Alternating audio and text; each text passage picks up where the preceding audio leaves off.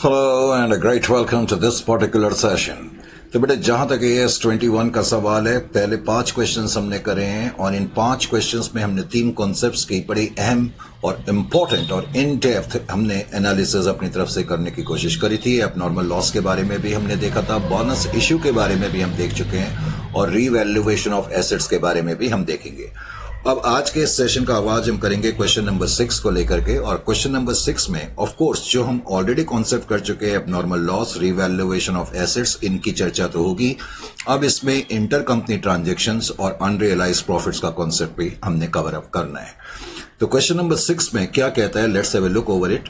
First of all, अब जहां तक इस क्वेश्चन का सवाल है, हमेशा की तरह तुम्हें बैलेंस शीट दी हुई है 31/3/2023 को, और फिर जहां तक शेयर कैपिटल का सवाल है, शेयर कैपिटल में आपको लिखा हुआ है, बैलेंस शीट की डेट अगर फ्रेश लुक देना चाहते हैं तो लो 25 कर दिया। आप भी क्या याद रखोगे, इक्विटी शेयर कैपिटल किसी की बुक में 25 लिखी हो सकती है, इसलिए मैंने इसको 25 कर दिया और आप भी कर ले। इक्विटी शेयर कैपिटल और शेयर कैपिटल दी है और एक शेयर 100 रुपए का है, ये ध्यान रखना चाहिए। बाकी 2 आइटम जो हैं वो रिजर्व एंड सरप्लस के हैं, खासतौर से सब्सिडियरी कंपनी के रिजर्व एंड सरप्लस को आपने ध्यान में रखना होगा। प्रॉफिट और लॉस अकाउंट और जनरल रिजर्व है। बाकी नॉन करंट लायबिलिटी तो हमने मिला करके लिखनी होंगी।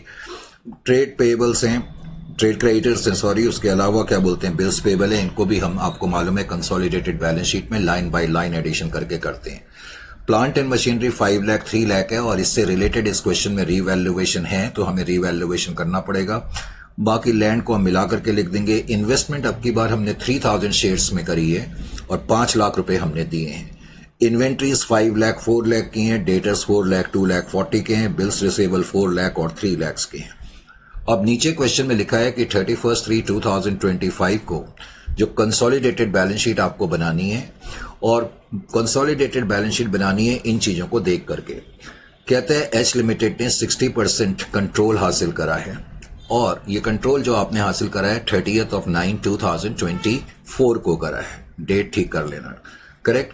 फिर कह रहा है profit and loss account balance of S limited as at 1/4/2024 stood at 1 lakh and general reserve balance was this much. तो तुम्हें दिया हुआ है कि 1/4/2024 को, जो करंट ईयर की बिगनिंग है, उस दिन सब्सिडियरी कंपनी के जनरल रिजर्व में और प्रॉफिट और लॉस अकाउंट में कितना बैलेंस है। प्रॉफिट और लॉस अकाउंट में 1 लाख है, जनरल रिजर्व में 2 लाख का बैलेंस है। फिर कह रहा है 27 जून 2024 को 27 जून 2024 को कहता है गुड्स 70,000 के डिस्ट्रॉय हो गए और इंश्योरेंस कंपनी ने 20,000 का क्लेम एडमिट करा। तो यहां पर भी जो एबनॉर्मल लॉस हुआ है वो कंट्रोल की डेट से पहले हुआ है, इसका मतलब प्री एक्विजिशन पीरियड में हुआ है। आपको याद होगा लास्ट सेशन में मैंने बताया था कि एबनॉर्मल लॉस पहले तो आप ऐड करेंगे क्लोजिंग बैलेंस में, क्लोजिंग बैलेंस में एबनॉर्मल लॉस को ऐड करने के बाद फिर एबनॉर्मल फिर हम प्रॉफिट्स को डिवाइड करते हैं प्री और पोस्ट में, और जिस हिस्से में ये प्रॉफिट हुआ है, लॉस हुआ है, उस हिस्से के प्रॉफिट में से हम इसको माइनस करेंगे, यानी कि प्री एक्विजिशन पीरियड में से माइनस करेंगे। रीवैल्यूएशन से भी रिलेटेड जो इन्फॉर्मेशन है वो ये है, कहता है on the date of acquisition. On the date of acquisition का मतलब 30 सितंबर 2024 को, कहता है प्लांट एंड मशीनरी जो एस लिमिटेड की थी उसको रीवैल्यू करा एच लिमिटेड ने at ₹1 lakh more than the book value, यानी कि उस दिन जो भी बुक वैल्यू थी उससे 1 लाख ज्यादा पर हमने वैल्यू करा है। अब प्रॉब्लम यह है कि तुम्हें जो बुक वैल्यू दी है वो in the beginning of the year 1/4/2024 को दी है 4 लाख रुपए की, यानी कि जो बुक वैल्यू है वो आपको बिगनिंग में गिवन है, और जाहिर है कि हमें बुक वैल्यू निकालनी पड़ेगी on the date of control के दिन, और कैसे निकालते हैं ये हम देख चुके हैं। अब इस क्वेश्चन में ये अनरियलाइज प्रॉफिट के ट्रीटमेंट को हम सीखेंगे, उससे रिलेटेड ये इंफॉर्मेशन है कि during the year H limited ने यानी कि होल्डिंग कंपनी ने एस लिमिटेड को कुछ इन्वेंट्री बेची 5 लाख रुपए की, और जब सामान बेचा गया तो उस पर प्रॉफिट कमाया गया 25% ऑन कॉस्ट, और कह रहा है उस बचे हुए जो सामान खरीदा था एस लिमिटेड ने, उसमें से 2 लाख का सामान जो है वो अभी भी एस लिमिटेड के स्टॉक में पड़ा हुआ है। तो ये अनरियलाइज प्रॉफिट का कॉन्सेप्ट इसमें आएगा और इसके बारे में चर्चा करेंगे। बाकी ये जो 2 कॉन्सेप्ट हैं कि debtors of H limited include 1 lakh due from S limited, कह रहा है कि जो होल्डिंग कंपनी के डेटर्स हैं उसमें 1 लाख रुपए के ऐसे डेटर्स है जो उन्होंने किससे लेने, एस लिमिटेड से लेने, और कह रहा है बिल्स रिसेबल एस लिमिटेड के बिल्स रिसेबल में 50,000 रुपए का ऐसा अमाउंट है जो उन्होंने एस जो उन्होंने एच लिमिटेड से लेना है। तो ये इंटर कंपनी ट्रांजेक्शन से रिलेटेड है, इन सब की चर्चा हम इस क्वेश्चन में करेंगे। तो क्वेश्चन को करने के लिए let's have a look over here. जैसा कि हम हमेशा करते हैं, तो फटाफट आप अपना पेन पेंसिल रजिस्टर वगैरह निकाल लें, जो लोग लिखने में इंटरेस्टेड है। अदरवाइज कुछ लोग ऐसे होते हैं जो सोचते हैं छोड़ो क्या लिखना, टाइम वेस्ट होता है उसमें, क्यों ना फटाफट क्या बोलते हैं हम सॉल्यूशन को ही देख लें। खैर, क्वेश्चन नंबर 6 से हमने स्टार्ट करा और ये थोड़ा लॉन्ग क्वेश्चन है क्योंकि इसमें काफी कॉन्सेप्ट्स हमने कवर करने हैं। अब जैसा कि हम हमेशा स्टार्ट करते हैं तो कुछ इसी तरीके से करते हैं। सबसे पहले तो हम अपना एनालिसिस जैसा कि हमने करा, हम अपने अप्रोच को नहीं छोड़ेंगे। ये एक मेजर पॉइंट है अकाउंट्स में कि आपने अप्रोच, कितना भी क्लमजी चैप्टर हो, आपने अप्रोच अपना यूनिफॉर्म रखना होता है। तो सबसे पहले जैसा कि हम करते हैं, हमने अकाउंटिंग ईयर की बिगनिंग की डेट लिखी जो कि 1/4/2024 में अब मैं लिखूंगा, और 31/3/2025 अकाउंटिंग ईयर की एंड की डेट हमने कर दी है। अब अकाउंटिंग ईयर की डेट को नोट करने के बाद जो सबसे मेन चीज आपने नोट करनी होती है वो ये कि कौन सी तारीख को आपने कंट्रोल हासिल करा। कंट्रोल आपने 30 सितंबर 2022 को कंट्रोल हासिल आपने करा है। अगर 30 सितंबर को करा है तो उसका मतलब 6 महीने प्री के हैं और 6 महीने पोस्ट के हैं, इसमें तो किसी तरीके का कोई डाउट नहीं है। उसके अलावा अगर आप अपने लिए सहूलियत पैदा करने चाहते हैं तो मेरी एडवाइस आपको क्या है कि आप ये भी नोट कर लिया करें कि प्रॉफिट एंड लॉस अकाउंट में सब्सिडियरी कंपनी का बैलेंस बिगनिंग की डेट को कितना है, 1 लाख का बैलेंस है, जो नीचे पहली इंफॉर्मेशन में दिया था, और जनरल रिजर्व में बैलेंस बिगनिंग की डेट को 2 लाख का था। एक तो इस क्वेश्चन में ये इंफॉर्मेशन गिवन है। फिर दूसरा इस क्वेश्चन में ये गिवन है कि एक्वायरमेंट की डेट से पहले 27 जून को कुछ एबनॉर्मल लॉस हुआ, 70,000 का एबनॉर्मल लॉस हुआ, लेकिन 20,000 तुम्हें मिल गए, तो नेट एबनॉर्मल लॉस इस क्वेश्चन में 50,000 का है। ये भी तुमने नोट करके रख लिया। फिर इस क्वेश्चन में यह भी दिया है कि on the date of control के दिन कुछ रीवैल्यूएशन हुआ, और रीवैल्यूएशन जो हुआ वो कुछ इस तरीके से हुआ कि जो भी इस दिन बुक वैल्यू थी उसको 1 लाख से ज्यादा पर एस्टिमेट करा गया, जो सब्सिडियरी कंपनी की प्लांट एंड मशीनरी थी। तो इन चीजों को नोट करने के अलावा अब मैंने क्वेश्चन को आगे बढ़ाया। अब स्टेप नंबर 2 में जैसा कि हम हमेशा करते ही हैं, डिग्री ऑफ कंट्रोल हमें कंप्यूट करनी पड़ती है। तो DOC, डिग्री ऑफ कंट्रोल, हमने देखा सब्सिडियरी कंपनी के total number of share 5 lakh divided by 100, 5,000 share है। अब 5,000 शेयर में जो एच लिमिटेड है उसके पास 3,000 शेयर है, और जो अदर शेयर होल्डर्स यानी कि जो माइनॉरिटीज हैं उनके पास 2,000 शेयर है। तो इसका मतलब कंट्रोलिंग रेशियो जो है वो 3:2 या 60% 40% है। आप ऐसे भी कह सकते हैं 3/5 और 2/5 कंट्रोलिंग रेशियो आपके पास आ गए। कंट्रोलिंग रेशियो को हासिल करने के बाद फिर हम आगे की तरफ बढ़ेंगे। तो पहला स्टेप अपना, पहले 2 ये स्टेप करने के बाद आपको याद होगा लास्ट सेशन में मैंने ये भी बताया था कि अगर कभी क्वेश्चन में रीवैल्यूएशन हो तो आपको रीवैल्यूएशन स्टेप नंबर 3 में कर लेना चाहिए। मैं ये नहीं कह रहा कि ऐसा नेसेसिटी है ऐसा करना, लेकिन कर लो तो आपके लिए फायदा है। रीवैल्यूएशन करने का तरीका भी मैंने लास्ट सेशन में बहुत डिटेल में आपको बताया था। सबसे पहले तो आप ये लाइन स्ट्रेच करें और अकाउंटिंग ईयर के दोनों एंड्स को नोट कर लें। 1/4/2024 अकाउंटिंग ईयर की बिगनिंग की डेट है और अकाउंटिंग ईयर के एंड की डेट 31/3/2025 है। इन डेट्स को नोट करने के बाद आपने ये देखना है कौन से एसेट का रीवैल्यूएशन हो रहा है। सब्सिडियरी कंपनी के जो प्लांट एंड मशीनरी है उसका रीवैल्यूएशन हो रहा है। अब सबसे पहले तो ये देखें plant and machinery balance sheet की डेट को कितनी लिखी हुई है। तो बैलेंस शीट में आपने देखा सब्सिडियरी कंपनी की प्लांट एंड मशीनरी 3,60,000 की लिखी हुई है। अब आप ये देखो कि बिगनिंग की डेट को, जो कि एडजस्टमेंट में गिवन था कि 1/4/2024 को प्लांट एंड मशीनरी की बुक वैल्यू 4 लाख थी, यानी कि जिस एसेट का रीवैल्यूएशन हो रहा है उस एसेट की क्लोजिंग बुक वैल्यू तो आपके पास होगी और बिगनिंग की बुक वैल्यू आपको एडजस्टमेंट में गिवन होगी, उसको आपने नोट करके लिख लेना है।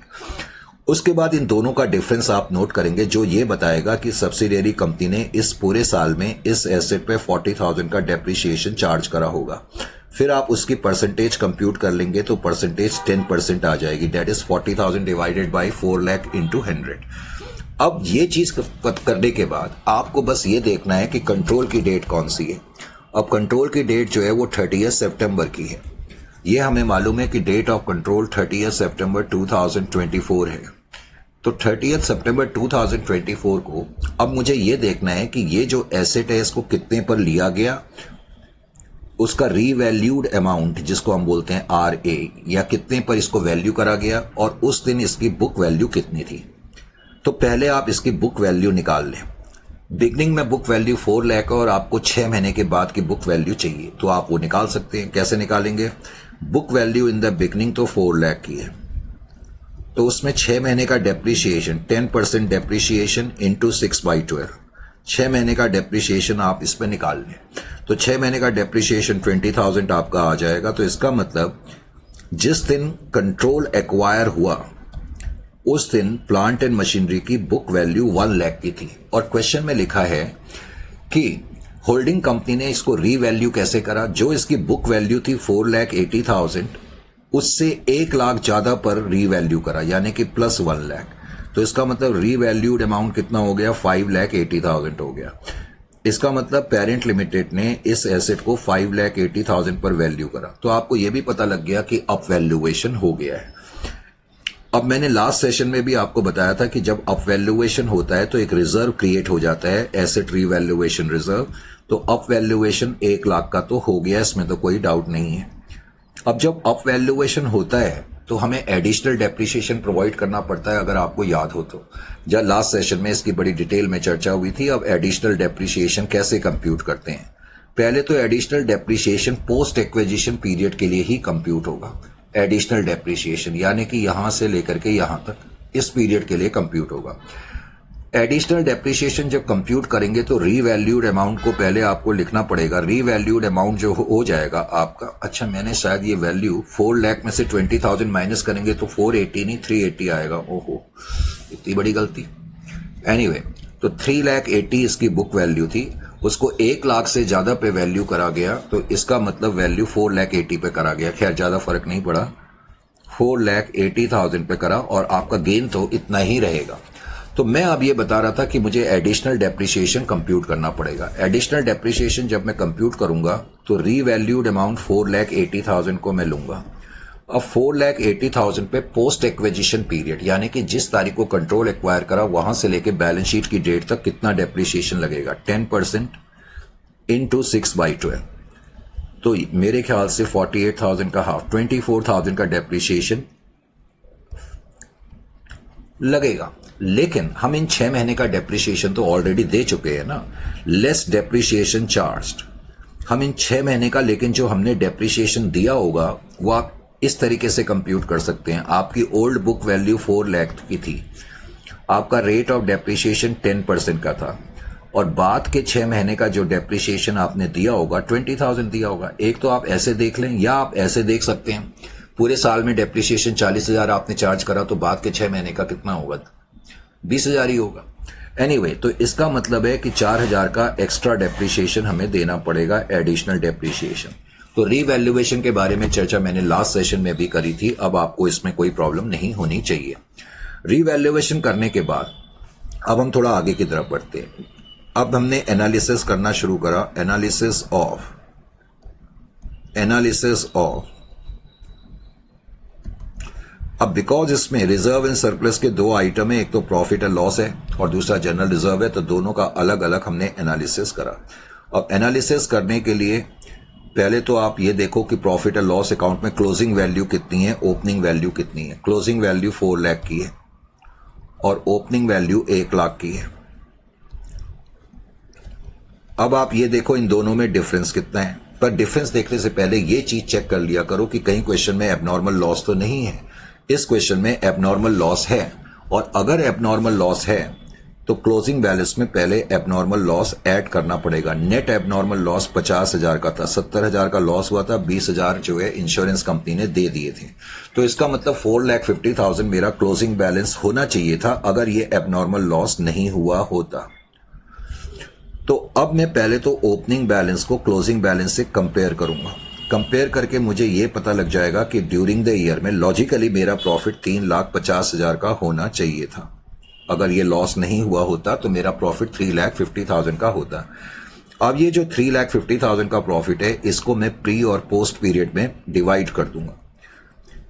तो प्री एक्विजिशन पीरियड, उसके लिए मैंने P1 लिख दिया, आप एग्जामिनेशन में मत लिखना, ये प्री एक्विजिशन पीरियड है, ये पोस्ट एक्विजिशन पीरियड है P2, जरा टाइम सेव करने के लिए। अब प्री एक्विजिशन पीरियड तो 3,50,000 का 6/12, तो 3,50,000 का 6/12 कितना हो जाएगा, 1,75,000 हो जाएगा। और इसी तरह पोस्ट एक्विजिशन पीरियड में जो आपने प्रॉफिट कमाया 3,50,000 into 6/12 that is equal to 1,75,000। तो हमें यह पता लग गया कि हमने प्री एक्विजिशन पीरियड यानी कि पहले 6 महीने में 1,75,000, बाद के 6 महीने में 1,75,000 का हमारा प्रॉफिट होता अगर एबनॉर्मल लॉस नहीं होता, लेकिन एबनॉर्मल लॉस तो हुआ है ना। तो अब मैं एबनॉर्मल लॉस को प्री एक्विजिशन प्रॉफिट में से माइनस करूंगा क्योंकि abnormal loss pre acquisition period में हुआ है। तो 50,000 मैंने इसमें से माइनस कर दी, तो 1,25,000 ये माना जाएगा कि हमने पहले 6 महीने में प्रॉफिट कमाया और बाद के 6 महीने में 1,75,000 का प्रॉफिट कमाया। Is it clear to you or not? तो अब खास तौर से रीवैल्यूएशन और एबनॉर्मल लॉस का ट्रीटमेंट तो आपको बिल्कुल क्लियर हो जाना चाहिए। अब इसी पॉइंट के अंदर जो हमारा पॉइंट नंबर 4 चल रहा है उसके अंदर अब मैंने जनरल रिजर्व को कंसीडर करा। अब जनरल रिजर्व में भी आप इसी तरीके से देखें कि बैलेंस कितना कितना है। तो पहले तो आपने क्लोजिंग बैलेंस को नोट करा, बैलेंस शीट को देखा, बैलेंस शीट में सब्सिडियरी कंपनी के कॉलम में जनरल रिजर्व 3 लाख का लिखा हुआ है। अब आप ये देखें बिगनिंग में जो पहली एडजस्टमेंट में हमें दिया हुआ था कि बिगनिंग की डेट को जनरल रिजर्व में 2 लाख रुपए का बैलेंस है। अब आप इन दोनों का पहले तो डिफरेंस अच्छी तरह से नोट कर लें। ये डिफरेंस क्या बता रहा है कि करंट अकाउंटिंग पीरियड में सब्सिडियरी कंपनी ने जनरल रिजर्व में 1 लाख रुपीस ट्रांसफर करे। तो प्री एक्विजिशन पीरियड जिसको मैं सिंप्लिसिटी के लिए P1 लिख रहा हूं, बिकॉज वो 6 महीने का है तो उसका मतलब पहले 6 महीने में जनरल रिजर्व में 50,000 रुपए ट्रांसफर हुए और बाद के 6 महीने में जनरल रिजर्व में 50,000 रुपए ट्रांसफर हुए होंगे। अब इस क्वेश्चन में एक नई चीज थी, उसके बारे में भी मैं चर्चा कर ही देता हूं, वो है अनरियलाइज्ड प्रॉफिट। ये अनरियलाइज्ड प्रॉफिट का कॉन्सेप्ट आपको अच्छी तरह से समझ में आ जाना चाहिए, क्योंकि हर क्वेश्चन जब भी एग्जामिनेशन में आएगा उसमें रीवैल्यूएशन भी होगा, उसमें एबनॉर्मल लॉस भी होगा और उसमें अनरियलाइज्ड प्रॉफिट का कॉन्सेप्ट भी होगा। अनरियलाइज्ड प्रॉफिट को मैं शॉर्ट फॉर्म में URP लिख दूंगा, अनरियलाइज्ड प्रॉफिट। ये अनरियलाइज्ड प्रॉफिट को पहले हम समझते हैं, फिर इसके बारे में चर्चा करते हैं। अब अनरियलाइज्ड प्रॉफिट को समझने के लिए पहले तो आपको ध्यान से देखना पड़ेगा कि किस कंपनी ने किस कंपनी को बेचा है। इस क्वेश्चन में लिखा हुआ था कि जो H लिमिटेड नाम की कंपनी है उसने इन्वेंट्रीज बेची है। मैं एक बार लिख देता हूं, इन्वेंट्रीज सोल्ड बाय। इस क्वेश्चन में लिखा हुआ था कि H लिमिटेड ने कुछ इन्वेंट्री बेची थी, इन्वेंट्री सोल्ड बाय। तो H लिमिटेड ने इन्वेंट्री बेची, किस कंपनी ने किसको बेची है ये ध्यान में रखना है। H लिमिटेड ने इन्वेंट्री S लिमिटेड को बेची थी, करेक्ट।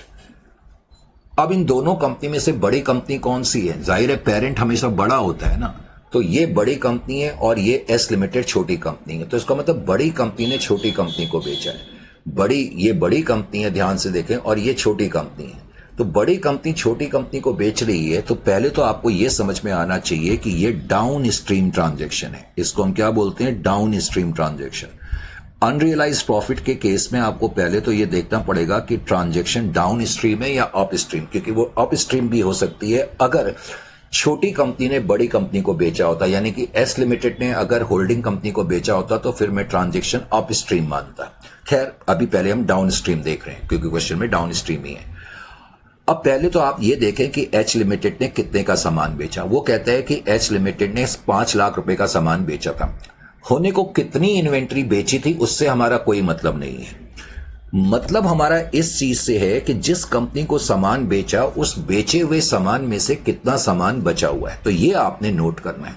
तो बेचे हुए सामान में से जो सामान बचा हुआ है वो आपने नोट करना है, और वो सामान जो बचा हुआ है वो है 2 लाख रुपए का अनसोल्ड इन्वेंट्री। वो कह रहा है कंसोलिडेशन के दिन S लिमिटेड के स्टॉक में उस बेचे हुए सामान में से 2 लाख की इन्वेंट्री पड़ी हुई है, यानी कि 2 लाख का सामान पड़ा हुआ है। तो मैंने सामान बेचा, अगर उस बेचे हुए सामान में से कुछ भी सामान नहीं पड़ा होता तो अनरियलाइज्ड प्रॉफिट की मुझे कैलकुलेशन की जरूरत नहीं थी। यानी कि अनरियलाइज्ड प्रॉफिट का कॉन्सेप्ट तभी आएगा जब एक कंपनी ने दूसरी कंपनी को कुछ सामान बेचा होगा और बेचे हुए सामान में से कुछ सामान पड़ा हुआ होगा। तो कितने का सामान पड़ा है पहले तो ये देखना है। अब उसके बाद आपने क्या देखना है कि जब एच लिमिटेड ने एस लिमिटेड को सामान बेचा था तो प्रॉफिट पे ही बेचा होगा, फ्री में तो बेचा नहीं होगा। तो प्रॉफिट मार्जिन, अब प्रॉफिट मार्जिन जो तुम्हें दिया हुआ है, प्रॉफिट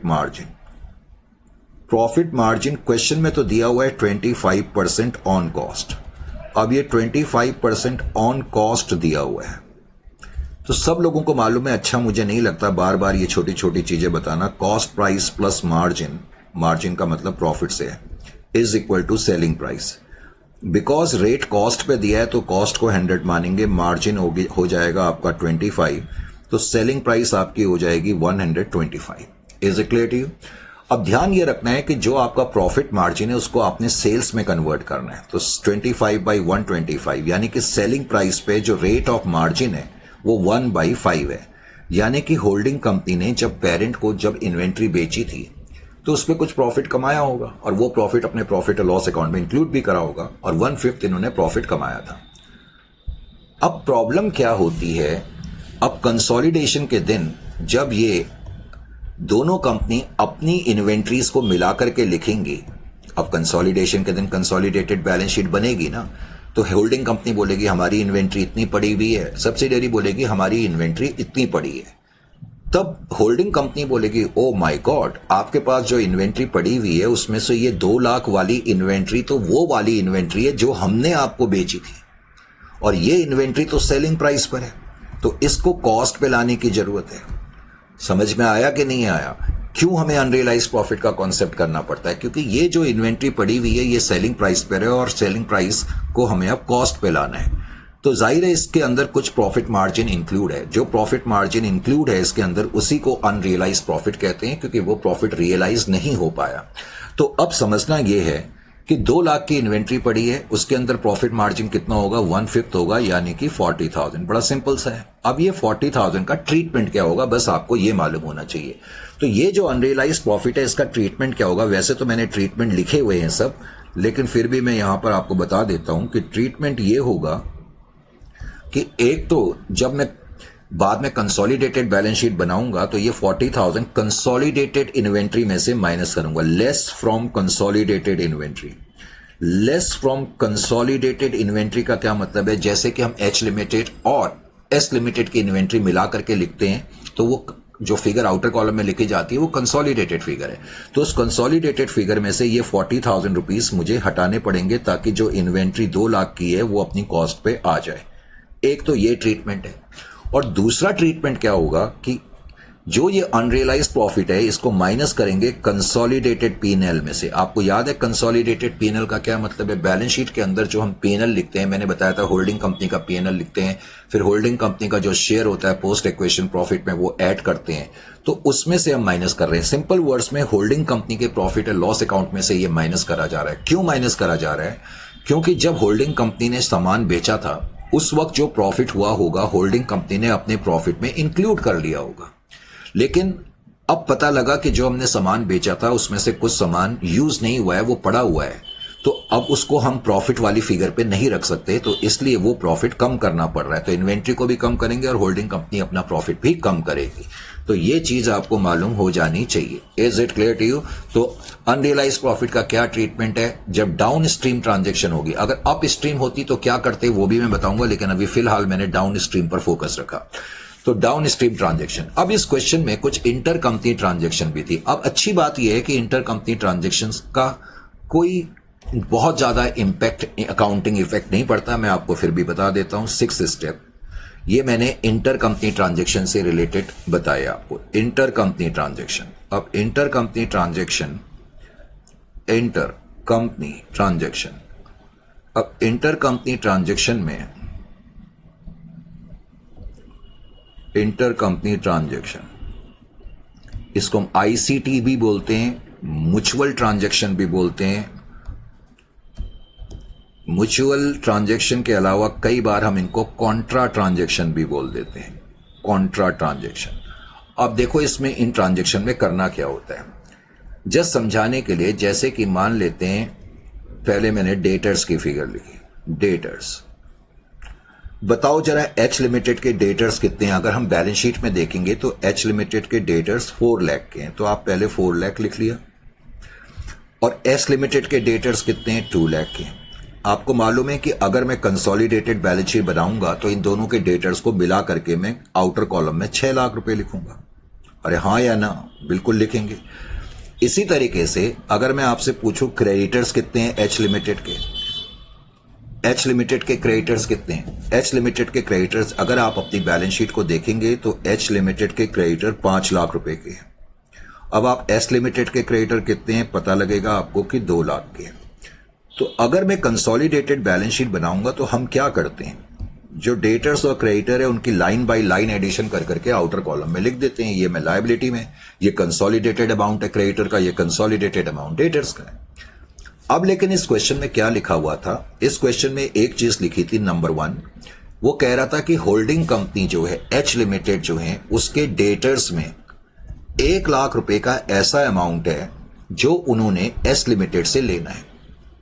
एच लिमिटेड के डेटर्स के अंदर जितने भी डेटर्स हैं उसके अंदर 1 लाख का ऐसा अमाउंट है जो उन्होंने एस लिमिटेड से लेना है। तो इसका मतलब इंटर कंपनी ट्रांजेक्शन का मतलब जो एक दूसरे से ट्रांजेक्शन। अब आपने कुछ नहीं करना, आपने उस ट्रांजेक्शन को क्या करना है, जैसे इसमें लिखा है एच लिमिटेड के डेटर्स में 1 लाख रुपीस ऐसे हैं जो उन्होंने एस लिमिटेड से लेने। इनडायरेक्टली इसका क्या मतलब हो गया?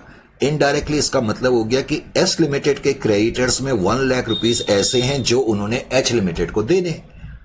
तो इंटर कंपनी ट्रांजेक्शन हम क्या करते हैं, डेटर्स क्रेडिटर्स दोनों में से माइनस कर देंगे, तो लेस इंटर कंपनी ट्रांजेक्शन। यानी कि ये मैं डायरेक्टली बैलेंस शीट के अंदर भी कर सकता था पर मैंने समझाने के लिए कर दिया इस तरीके से। यानी कि अगर मैं बैलेंस शीट में डायरेक्टली करता 4 लाख प्लस 2 लाख माइनस 1 लाख करके मैं 5 लाख के डेटर्स लिख देता और क्रेडिटर्स भी मैं दोनों कंपनीज के ऐड करता और 1 लाख का इंटर कंपनी ट्रांजेक्शन माइनस कर करके जो नेट क्रेडिटर्स आ जाएंगे वो मैं लिख दूंगा। तो डेटर्स और क्रेडिटर्स अब बैलेंस शीट में 5 लाख और 6 लाख की फिगर पर आएंगे। एक तो ये inter company transaction debtors creditor से रिलेटेड हो सकती है, बिल्स रिसेबल और बिल्स पेबल से भी हो सकती है।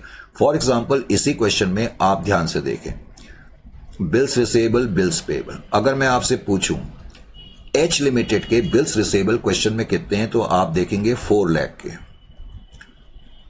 और मैं आपसे पूछूं एस लिमिटेड के बिल्स रिसेबल कितने हैं, वो 3 लाख के। तो टोटल बिल्स रिसेबल का कंसोलिडेटेड अमाउंट नॉर्मली हम बैलेंस शीट में ऐसे लिख देते मिला करके 7 लाख रुपए। बिल्स पेबल अगर देखेंगे इत्तेफाक से इस क्वेश्चन में बैलेंस शीट में एच लिमिटेड के बिल्स पेबल भी 4 लाख के हैं और एस लिमिटेड के बिल्स लेबल भी 3 लाख के हैं। तो ये कोइंसिडेंस है कि 7 लाख है। एनीवे, अब इस क्वेश्चन में क्या लिखा हुआ था कि जो एस लिमिटेड नाम की कंपनी है, जो एस लिमिटेड नाम की कंपनी है उसके बिल्स पेबल के अंदर क्वेश्चन में लिखा था लास्ट ट्रांजेक्शन में कि 50,000 रुपए का ऐसा अमाउंट है जो उन्होंने लेना है। सॉरी, इनके बिल्स रिसेबल में, एस लिमिटेड के बिल्स रिसेबल में 50,000 रुपए का ऐसा अमाउंट है जो उन्होंने एच लिमिटेड से लेना है। और क्वेश्चन में तो ये लिखा है, तो इसका इनडायरेक्टली मतलब क्या हो गया कि एच लिमिटेड के बिल्स पेबल में 50,000 रुपए का ऐसा अमाउंट है जो उन्होंने एस लिमिटेड को देना है। इसका मतलब ये इंटर कंपनी ट्रांजेक्शन है। तो बस मैं 50,000 रुपए माइनस कर दूंगा बिल्स रिसेबल में से भी और बिल्स पेबल में से भी। तो इंटर कंपनी ट्रांजेक्शन ये अलग से वर्किंग करने की जरूरत नहीं है, आप डायरेक्टली बैलेंस शीट में रिस्पेक्टिव फिगर्स को ऐड करें और उसमें से इंटर कंपनी ट्रांजेक्शन माइनस कर करके लिख सकते हैं। तो 6,50,000 बिल्स रिसेबल और बिल्स पेबल की फिगर कंसोलिडेटेड बैलेंस शीट में आप लिखेंगे। करेक्ट। तो ये कुछ ट्रांजेक्शन थी up stream down stream transaction और इंटर कंपनी ट्रांजेक्शन। मैंने कहा मैं यहीं पर इसको क्लियर कर दूं। खैर, हम अगर अपने नॉर्मल स्टेप के हिसाब से जाएं, चलो अब 6th स्टेप तो हम लिख ही चुके हैं, अब 7th स्टेप की तरफ हम बढ़ते हैं। हमने रिवैल्यूएशन भी कर लिया, हमने उसके अलावा रिवैल्यूएशन के अलावा हमने प्रॉफिट और लॉस अकाउंट और जनरल रिजर्व का एनालिसिस भी कर लिया। अब इस एनालिसिस को करने के बाद नॉर्मली हम क्या करते हैं, अब हमने ये देखना है। तो नॉर्मली हम एनालिसिस टेबल बनाते हैं। एनालिसिस टेबल बनाने का बेसिकली मकसद क्या होता है कि हमें पता लगे कि net assets on the date of acquisition को कितने हैं। तो एनालिसिस टेबल बनाने के लिए सबसे पहले तो यहां पर मैंने एच लिमिटेड और माइनॉरिटी इंटरेस्ट लिख दिया। माइनॉरिटी इंटरेस्ट, इनका रेशियो 60% या 3/5 और 1/5 भी मैंने लिख दिया। Is it clear to you? फिर यहां पर मैंने लिखा A on the date of acquisition. On the date of acquisition को अब मुझे सब्सिडियरी कंपनी की शेयर कैपिटल को देखना है। सब्सिडियरी कंपनी की शेयर कैपिटल जो बैलेंस शीट में है, निश्चित रूप से वही कैपिटल डेट ऑफ कंट्रोल के दिन भी रही होगी, इसलिए हमें उसमें कोई जद्दोजहद नहीं करनी पड़ती। 5 लाख रुपीस मैंने लिख दी। शेयर कैपिटल को लिखने के बाद फिर हम रिजर्व एंड सरप्लस के आइटम लिखते हैं। रिजर्व एंड सरप्लस के आइटम में इस क्वेश्चन में कोई बोनस इश्यू नहीं है। अगर बोनस इश्यू होता तो चलो मैं तुम्हें याद दिलाने के लिए, क्योंकि मेरी आदत है मैं थोड़ा रिकैप भी इसी बहाने करता रहता हूं। अगर कोई बोनस कैपिटल या बोनस इश्यू हुई होती तो वो मैं यहां पर लिखता, बोनस कैपिटल है नहीं इस क्वेश्चन में। फिर मैं रिजर्व एंड सरप्लस लिखूंगा। रिजर्व एंड सरप्लस के आइटम्स के अंदर जाहिर है कि एक तो प्रॉफिट एंड लॉस अकाउंट हम लिखेंगे। हम ये देखना चाहते हैं कि प्रॉफिट एंड लॉस अकाउंट में on the date of acquisition के दिन कितना बैलेंस था। तो कैसे देखेंगे? देखो, बिगिनिंग की डेट को प्रॉफिट एंड लॉस अकाउंट में 1 लाख का बैलेंस है और प्री एक्विजिशन पीरियड में पहले 6 महीने में हमने 1,25,000 का प्रॉफिट कमाया एबनॉर्मल लॉस माइनस करने के बाद। तो 2,25,000 हम कह सकते हैं जिस दिन कंट्रोल एक्वायर हुआ उस दिन प्रॉफिट एंड लॉस अकाउंट में बैलेंस था। रिजर्व एंड सरप्लस के अंदर फिर मैंने जनरल रिजर्व लिखा। अब जनरल रिजर्व का भी ओपनिंग बैलेंस जो है वो क्वेश्चन में दिया था 2 लाख और हमने कंप्यूट करा था कि पहले 6 महीने में जनरल रिजर्व में 50,000 रुपए ट्रांसफर हुए थे। तो 50,000 रुपए आप जो है इसमें से माइनस करेंगे। Is it clear to you? Sorry, add करेंगे। तो इससे आपको पता लग गया कि on the date of acquisition के दिन जनरल रिजर्व में इतना बैलेंस है। उसके अलावा मैंने बताया अब एक रीवैल्यूएशन रिजर्व भी आ गया, क्योंकि आपने जब रीवैल्यूएशन करा तो रीवैल्यूएशन करने से क्या हो गया, 1 लाख रुपए से एसेट की वैल्यू बढ़ गई तो उससे रीवैल्यूएशन रिजर्व क्रिएट हो गया 1 लाख rupees. Is it clear to you? अब आप इन सबको इसमें ऐड कर देंगे। जब मैं इन सबको ऐड करूंगा तो it will be equal to 10,75,000। तो हमें पता लग गया सब्सिडियरी कंपनी के नेट एसेट्स या equity on the date of control के दिन इतनी है। अब उसका 60% आपने कंप्यूट करा, तो 60% 6,45,000 आपने कंप्यूट कर लिया, यानी कि पेरेंट का शेयर सब्सिडियरी कंपनी के नेट एसेट्स में on the date of acquisition को इतना है। फिर 40% आपने कंप्यूट करा या 2/5 4,30,000, तो माइनॉरिटी का हिस्सा नेट एसेट्स में इतना है। फिर उसके बाद आप यहां पर लिखेंगे B, post acquisition. Post acquisition, correct. अब पोस्ट एक्विजिशन में क्या लिखेंगे? पोस्ट एक्विजिशन एक तो प्रॉफिट और लॉस अकाउंट, बाद के 6 महीने में जो प्रॉफिट कमाया गया था वो 1,75,000 का था जो हमने एनालिसिस में देखा था। अब इसमें 3/5 या 60% हमारा हिस्सा है, यानी कि पेरेंट का हिस्सा है 1,05,000 और माइनॉरिटीज का हिस्सा 40% 70,000 आ जाएगा। फिर आप जनरल रिजर्व, अब जनरल रिजर्व में 50,000 रुपए बाद के 6 महीने में ट्रांसफर हुए थे, उसमें से 3/5 यानी कि 30,000 हिस्सा हमारा हो जाएगा और 2/5 हिस्सा इनका हो जाएगा। उसके अलावा एडिशनल डेप्रिसिएशन लिखना आपने भूलना नहीं है। इस क्वेश्चन में एडिशनल डेप्रिसिएशन भी है। लास्ट सेशन में मैंने बताया था एडिशनल डेप्रिसिएशन हमेशा लॉस माना जाता है। अब इसमें हमारा, इस लॉस में हमारा हिस्सा 2,400 है और 1,600 माइनॉरिटीज का हिस्सा है। आपको याद होगा लास्ट सेशन में मैंने आपसे एक चीज कही थी, मैंने कहा था क्योंकि बाद में आपको minority on the reporting date compute करनी पड़ती है। On the reporting date compute करने के लिए आप ये देखते हैं डेट ऑफ एक्विजिशन के दिन कितना बैलेंस है और उसके बाद जो पोस्ट एक्विजिशन पीरियड है उसमें उनके कितने हिस्से आए।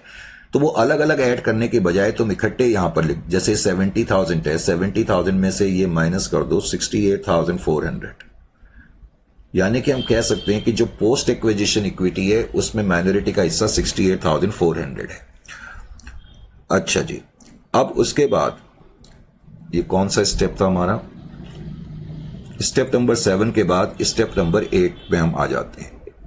अब स्टेप नंबर 8 पे मैंने कॉस्ट ऑफ कंट्रोल कंप्यूट करा। अब कॉस्ट ऑफ कंट्रोल कंप्यूट करने के लिए कॉस्ट ऑफ कंट्रोल, अब कॉस्ट ऑफ कंट्रोल कंप्यूट करने के लिए हम पहले तो ये देखते हैं कि जो हमने इन्वेस्टमेंट करी उसकी कॉस्ट कितनी है, कॉस्ट ऑफ इन्वेस्टमेंट। अब कॉस्ट ऑफ इन्वेस्टमेंट जो है वो 5 लाख की है। कितने की है? 5 लाख की।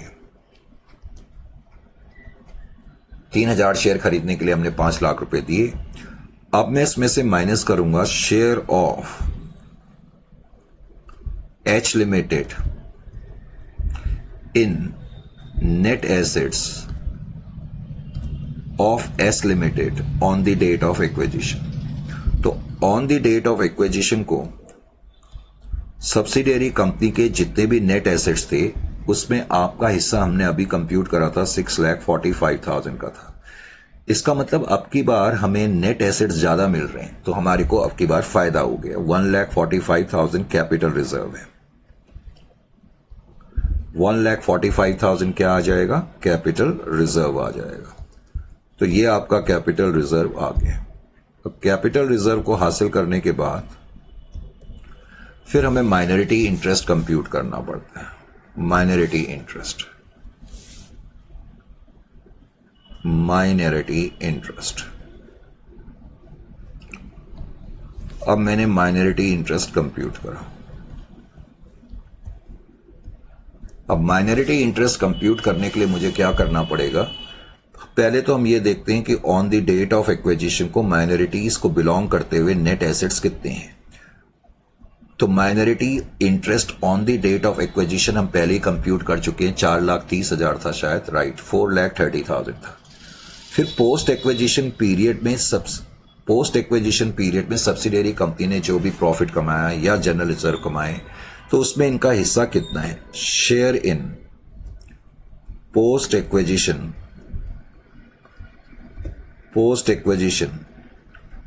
Reserves and profit.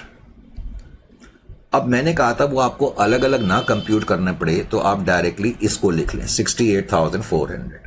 तो 68,400 नहीं तो आपको लिखना पड़ेगा in reserve, in profit and loss account और एडिशनल डेप्रिसिएशन। तो 5,18,400। तो माइनॉरिटी का इंटरेस्ट ईयर के एंड में 5,18,400 रुपए का है। Is it clear? ये पता लग गया। उसके बाद अब आपको इसमें कंसोलिडेटेड बैलेंस शीट बनानी पड़ेगी, जैसा कि मैंने आपको बताया था। अब कंसोलिडेटेड बैलेंस शीट जब आप बनाएंगे, कंसोलिडेटेड बैलेंस शीट, अब कंसोलिडेटेड बैलेंस शीट बनाने के लिए स्टेप नंबर है ये आपका 10 वैसे। अब कंसोलिडेटेड बैलेंस शीट जब हम बनाते हैं तो इक्विटी एंड लायबिलिटी। अब इक्विटी एंड लायबिलिटी के अंदर सबसे पहले तो आपको मालूम ही है कि आप क्या लिखते हैं, शेयर होल्डर्स फंड। और शेयर होल्डर फंड के अंदर भी आप लिखेंगे ए, शेयर कैपिटल। और अब आपने इतने क्वेश्चन कर लिए हैं, आपको अच्छी तरह मालूम है कि जब हम कंसोलिडेटेड बैलेंस शीट बनाएंगे तो शेयर कैपिटल जो है वो सिर्फ और सिर्फ होल्डिंग कंपनी की लिखी जाएगी। तो 10 लाख रुपीस आपने लिख दी। फिर रिजर्व एंड सरप्लस के आइटम हम लिखते हैं। अब रिजर्व एंड सरप्लस के अंदर भी वन कंसोलिडेटेड पीएनएल। अब कंसोलिडेटेड पीएनएल में पहले तो हम ये देखेंगे जो एच लिमिटेड है उसके प्रॉफिट एंड लॉस अकाउंट में कितना बैलेंस है। 4 लाख रुपए का बैलेंस बैलेंस शीट के अंदर पड़ा हुआ है। फिर हम इसमें ऐड करेंगे share in post acquisition PNL. तो पोस्ट एक्विजिशन पीएनएल अकाउंट में जो सब्सिडियरी कंपनी का प्रॉफिट था उसमें हमारा शेयर कितना था? 1,75,000 पोस्ट एक्विजिशन प्रॉफिट था, उसमें हमारा हिस्सा 1,05,000 का था। फिर मैंने कहा था इसमें आपको अब ध्यान रखना पड़ेगा जो एडिशनल डेप्रिसिएशन है वो लॉस है और उसमें आपका हिस्सा जो है वो 2,400 का है। तो 2,400 आपको माइनस करना पड़ेगा। और अब आपको एक नई चीज है अनरियलाइज प्रॉफिट। तो जो मैंने अभी अभी बताया था जो अनरियलाइज प्रॉफिट था, एक तो वो हम बाद में एसेट में से कंसोलिडेटेड फिगर ऑफ इन्वेंट्री में से माइनस करेंगे और कंसोलिडेटेड पीएनएल में से भी ये माइनस होगा 40,000। Is it clear to you? तो आउटर कॉलम में जो आप फिगर लिखेंगे 4,62,600 की फिगर लिख देंगे। रिजर्व एंड सरप्लस के अंदर फिर इसी तरीके से आपको कंसोलिडेटेड जनरल रिजर्व लिखना पड़ेगा। कंसोलिडेटेड जनरल रिजर्व में भी पहले एच लिमिटेड का जो बैलेंस शीट के अंदर दिया हुआ है पहले तो आप उसको लिखेंगे जो कि 5 लाख का है बस। फिर इसमें आप ऐड कर देंगे share in post acquisition general reserve. अब जो पोस्ट एक्विजिशन जनरल रिजर्व है उसमें 50,000 रुपये थे और उसमें से आपका हिस्सा 30,000 रुपये का था, तो 5,30,000 आप आउटर कॉलम में लिख देंगे। फिर मैंने बताया था कि आपको भूलना नहीं है कि यहां पर आपको माइनॉरिटी इंटरेस्ट भी लिखना होता है, लेकिन उसको आप नंबरिंग नहीं देंगे, उसको सेपरेट लाइन आइटम के रूप में लिखा जाता है, माइनॉरिटी इंटरेस्ट।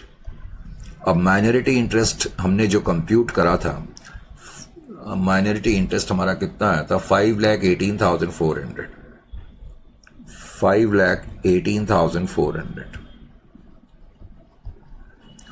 अब याद ये रखना कि इस क्वेश्चन में कैपिटल रिजर्व भी लिखा था, और कैपिटल रिजर्व जो है वो रिजर्व एंड सरप्लस का ही पार्ट होता है, तो इस क्वेश्चन में कैपिटल रिजर्व भी आप लिखेंगे, उसको आप पॉइंट नंबर 3 के रूप में लिख सकते हैं।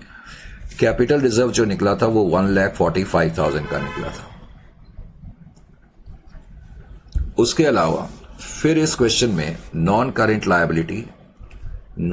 लायबिलिटी में कुछ, एक तो 5 लाख की फिगर है और एक 4 लाख की फिगर है, उसका लाइन बाय लाइन एडिशन आपने कर करके लिख देना है, 9 लाख।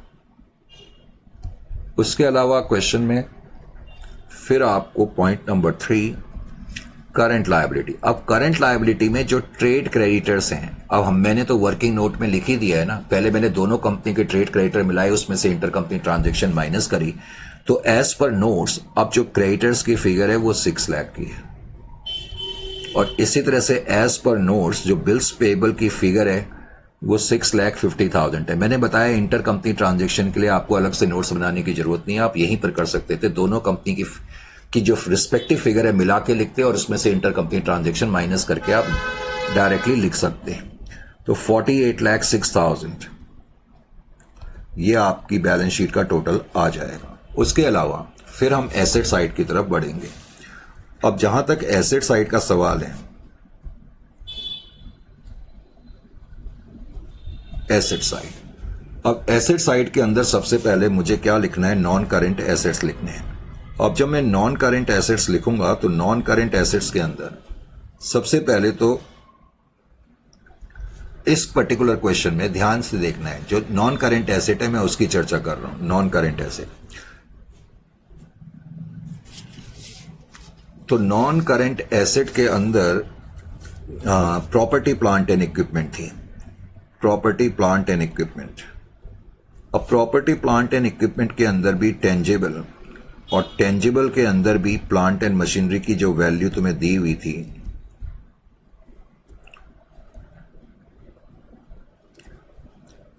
होल्डिंग कंपनी की तो 5 लाख की थी, सब्सिडियरी कंपनी की जो तुम्हें दी हुई थी वो 3,60,000 की गिवन है। फिर अप वैल्यूएशन हुआ था, तो अप वैल्यूएशन आप इसमें ऐड करेंगे, अप वैल्यूएशन 1 लाख रुपए का हुआ था, और जो आपने टोटल डेप्रिसिएशन दिया less total depreciation, total additional depreciation, total additional depreciation जो हमने दिया है वो 4,000 का दिया है, वो माइनस करके लिखना है। तो आउटर कॉलम में ये आ जाएगा आपका, कितना आ गया, 9,60,000, 9,60,000 में से 4,000 माइनस करेंगे तो कितना आ जाएगा, 9,56,000। तो 9,56,000 की फिगर आपने लिख दी। Is it clear to you? अब 956 की फिगर को लिखने के बाद फिर अगला आइटम जो हमें गिवन था वो लैंड गिवन है। क्या गिवन है? लैंड।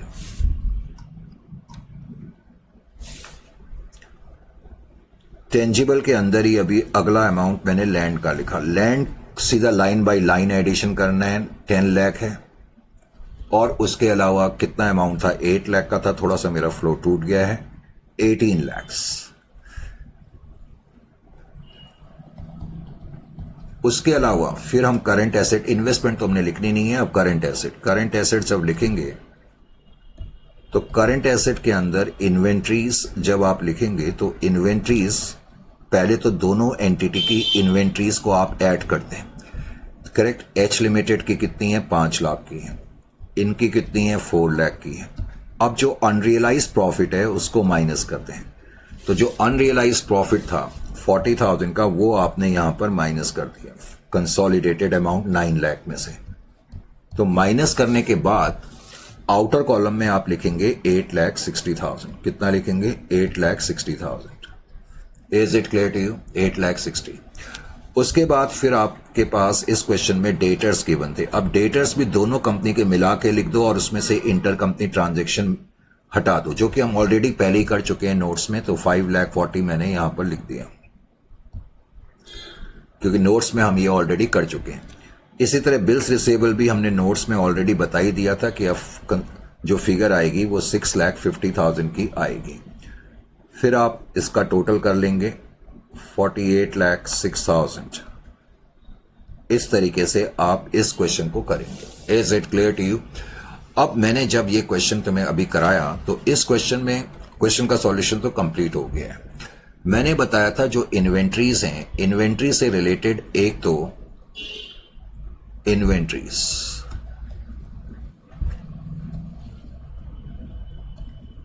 मैंने अभी तुम्हें बताया कि इन्वेंट्री से रिलेटेड एक तो ट्रांजैक्शन डाउन स्ट्रीम हो सकती है और अप स्ट्रीम ट्रांजैक्शन भी हो सकती है। तो अब मैं अप स्ट्रीम के बारे में बता रहा हूं। अगर ट्रांजैक्शन अप स्ट्रीम होती है तो तब क्या होता है, इसको कैसे समझेंगे? फॉर एग्जाम्पल मान लेते हैं कि एस लिमिटेड नाम की कंपनी है और एच लिमिटेड नाम की कंपनी है। पहले तो कोई ट्रांजैक्शन अप स्ट्रीम तब बनती है जब सब्सिडियरी कंपनी होल्डिंग कंपनी को कुछ सामान बेचती है। छोटी कंपनी बड़ी कंपनी को बेच रही है, नीचे से ऊपर की तरफ, तो ये अप स्ट्रीम ट्रांजैक्शन है। मान लेते हैं कि एस लिमिटेड ने 5 लाख रुपए का सामान एच लिमिटेड को बेचा और इस 5 लाख रुपए के सामान पे इन्होंने प्रॉफिट कमाया 1/5 ऑन सेल्स। चलो तुम्हें मैंने मार्जिन जो दे दिया ऑन सेल्स तुम्हें ऑलरेडी दे दिया। यानी कि एस लिमिटेड ने जब 5 लाख रुपए का सामान एच लिमिटेड को बेचा तो एस लिमिटेड को प्रॉफिट कितने का हुआ होगा? 1 लाख रुपीस का प्रॉफिट हुआ होगा।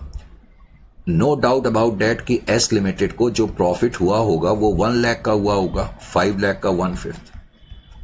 एस लिमिटेड को 1 लाख रुपीस का प्रॉफिट हुआ होगा।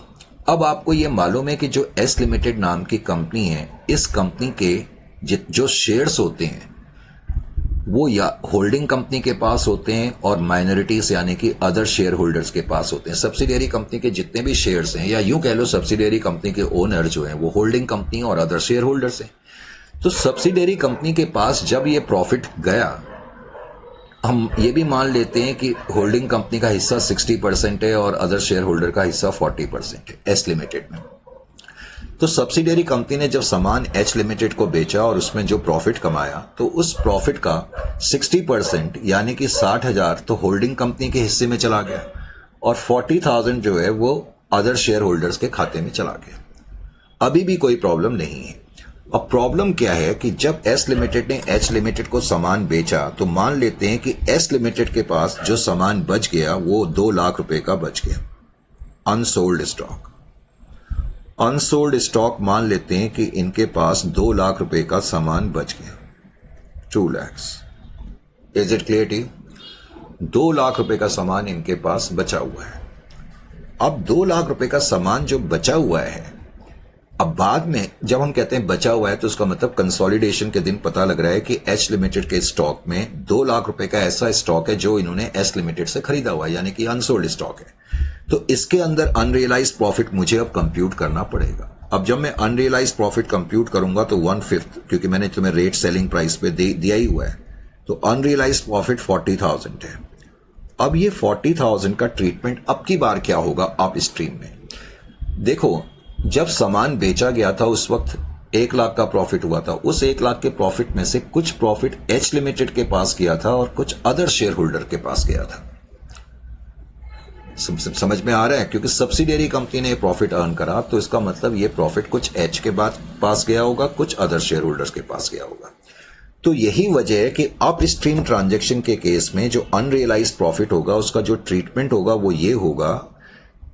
देखो, एक तो वही ट्रीटमेंट है जो डाउन स्ट्रीम में होता है कि हम कंसोलिडेटेड इन्वेंट्री में से माइनस करेंगे बैलेंस शीट के अंदर। पूरे 40,000 रुपए हम कंसोलिडेटेड इन्वेंट्री में यानी कि बैलेंस शीट में से माइनस करेंगे। लेकिन जो दूसरा ट्रीटमेंट है डाउन स्ट्रीम में, तो क्या होता था कि कंसोलिडेटेड इन्वेंट्री में से भी माइनस करते हैं और बाकी जो 40,000 है कंसोलिडेटेड P&L यानी कि होल्डिंग में से माइनस कर देते हैं। लेकिन अब हम क्या करेंगे, जो दूसरा ट्रीटमेंट है उसमें क्या होगा, मुझे ये देखना पड़ेगा कि ये जो अनरियलाइज प्रॉफिट है इसमें एच का शेयर कितना है और अदर शेयर होल्डर यानी कि माइनॉरिटीज का शेयर कितना है। बिकॉज हम मान के चल रहे हैं 60%, तो 60% का मतलब 24,000 इनके खाते में आएगा और 16,000 इनके खाते में आएगा। तो 24,000 मुझे कंसोलिडेटेड पीएनएल में से माइनस करना पड़ेगा और 16,000 मुझे माइनॉरिटी इंटरेस्ट में से भी माइनस करना पड़ेगा। बात समझ में आ रही है कि अब की बार अप स्ट्रीम में ऐसा क्यों करा जा रहा है? क्योंकि अप स्ट्रीम में जब ये ओरिजिनल सेल हुई थी, उस ओरिजिनल सेल का पूरा प्रॉफिट जो था वो कुछ होल्डिंग के खाते में ऑलरेडी जा चुका है और कुछ अदर शेयर होल्डर्स के अकाउंट में जा चुका है। तो अब हमें पता लगा कि ये जो 1 लाख का प्रॉफिट है इसमें से 40,000 का प्रॉफिट तो नहीं क्रेडिट होना चाहिए था। तो यही वजह है कि होल्डिंग कंपनी के प्रॉफिट एंड लॉस अकाउंट से यानी कि कंसोलिडेटेड पीएनएल में से 24 माइनस करेंगे और माइनॉरिटी में से 16,000 का प्रॉफिट माइनस करेंगे। Is it clear to you or not? मैंने पहले ही कहा था कि अब इसमें हमने तकरीबन सारे कॉन्सेप्ट कवर कर लिए हैं। अब आपका जो कॉन्सेप्ट मेन बचा हुआ है, लग रहा है इंटरनेट लैग हो रहा है थोड़ा सा,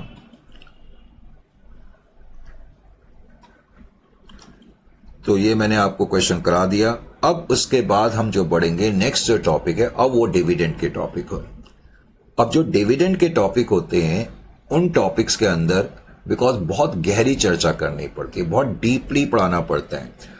अब डिविडेंड का टॉपिक वैसे तो उसकी चर्चा मैं अब नेक्स्ट सेशन में करूंगा, क्योंकि अगर मैं अब कराऊंगा तो उसमें 1-2 घंटे लग जाएंगे, जो कि पॉसिबल नहीं है। क्योंकि हमने जब हम ये रिकॉर्डिंग करते हैं तो कुछ लिमिट हमें ऑलरेडी इसमें फिक्स अप एडवांस में करनी पड़ जाती है।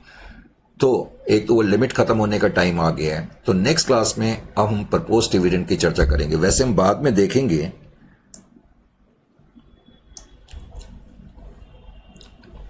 बाद में हमने ये देखना है कि जो डिविडेंड है,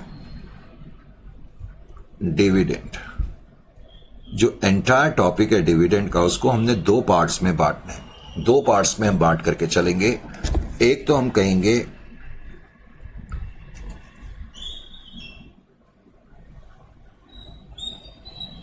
प्रपोज डिविडेंड का टॉपिक, एक तो प्रपोज डिविडेंड। डिविडेंड के टॉपिक को हम 2 पार्ट्स में बांट देंगे। एक तो प्रपोज डिविडेंड का टॉपिक और दूसरा टॉपिक हमारा जो होगा वो होगा dividend declared and paid by subsidiary company. इसका मतलब डिविडेंड पेड। देखो, प्रपोज्ड डिविडेंड और डिविडेंड पेड में फर्क है। डिविडेंड पेड का मतलब है ये डिविडेंड पे करा जा चुका है। डिविडेंड पेड, जब मैं यहां लिख रहा हूं डिविडेंड पेड, तो इसका मतलब है dividend paid by subsidiary company. Propose dividend का मतलब है डिविडेंड प्रपोज बाय सब्सिडियरी। मैं पहले ही बता चुका हूं जो भी ट्रीटमेंट्स होंगे वो सब्सिडियरी कंपनी के कॉन्टेस्ट में ही होंगे। अब प्रपोज डिविडेंड का जो पार्ट है वो उतना प्रॉब्लमेटिक नहीं है। जो प्रपोज डिविडेंड है उसके अंदर कुछ बताने लायक नहीं है। प्रपोज डिविडेंड के अंदर 2 सिचुएशंस हो सकती हैं। सिचुएशन 1, ये मैं अब अगले सेशन में नहीं बताऊंगा, ये आपको याद रखना पड़ेगा। Situation 1 A, when proposed dividend is given in balance sheet, when proposed dividend is given in balance sheet, when proposed dividend is given in balance sheet, अगर proposed dividend सब्सिडियरी कंपनी के कॉलम में given है, देखो holding company के column में given है, हमें कोई प्रॉब्लम नहीं। हम जो भी चर्चा कर रहे हैं, ट्रीटमेंट जो करते हैं वो सब्सिडियरी कंपनी से रिलेटेड करते हैं। तो जो प्रपोज डिविडेंड है अगर सब्सिडियरी कंपनी की बैलेंस शीट के अंदर गिवन है तो उस केस में मुझे ट्रीटमेंट करना पड़ेगा। पहले तो ये बात आपकी समझ में आनी चाहिए। तो और उस केस में ट्रीटमेंट क्या होगा? बड़ा सिंपल सा ट्रीटमेंट है। उस केस में आपको कुछ नहीं करना, इसको हम ऐड कर देंगे to the closing balance of profit and loss account. बस एक ही ट्रीटमेंट, क्लोजिंग जैसे अब नॉर्मल लॉस था ऐसी क्लोजिंग बैलेंस में हमने ऐड करना है। Add to the closing balance of profit and loss account, एक ही ट्रीटमेंट है।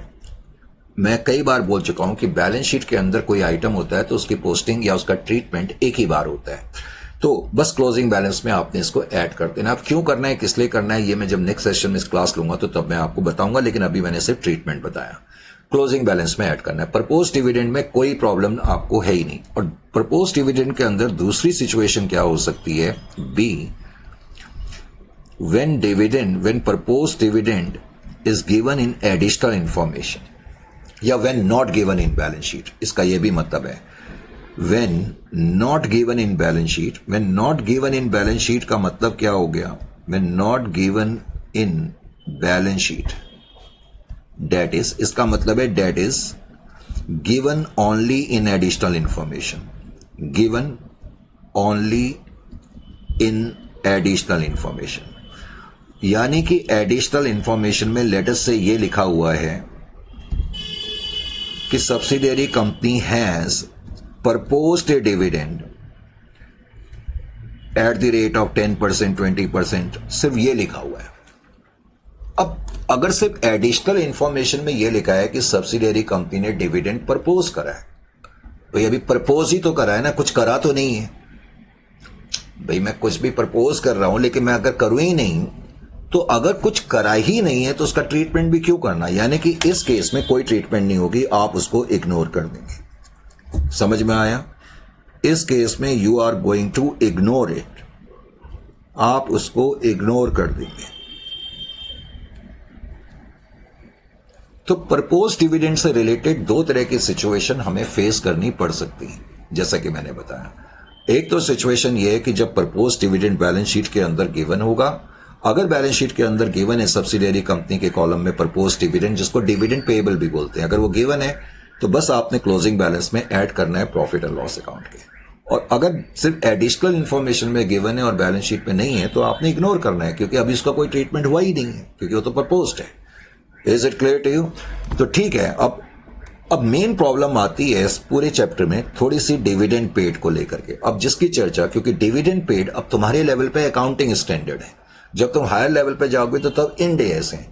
तो डिविडेंड पेड का जो ट्रीटमेंट है वो इंड एएस में अलग होता है और एएस में अलग होता है. प्रॉब्लम ये है, क्योंकि हम बाद में देखेंगे डिविडेंड पेड जो है वो अकाउंटिंग स्टैंडर्ड AS 13 से कवर है. करेक्ट? तुम्हारे लेवल पे, इस लेवल पे, क्योंकि तुम्हारे लेवल पे अकाउंटिंग स्टैंडर्ड्स हैं. तो एनीवे, इसकी चर्चा अब नेक्स्ट सेशन में करेंगे और नेक्स्ट सेशन में फिर आपसे मिलते हैं. आज के इस पर्टिकुलर सेशन के लिए इतना काफी है.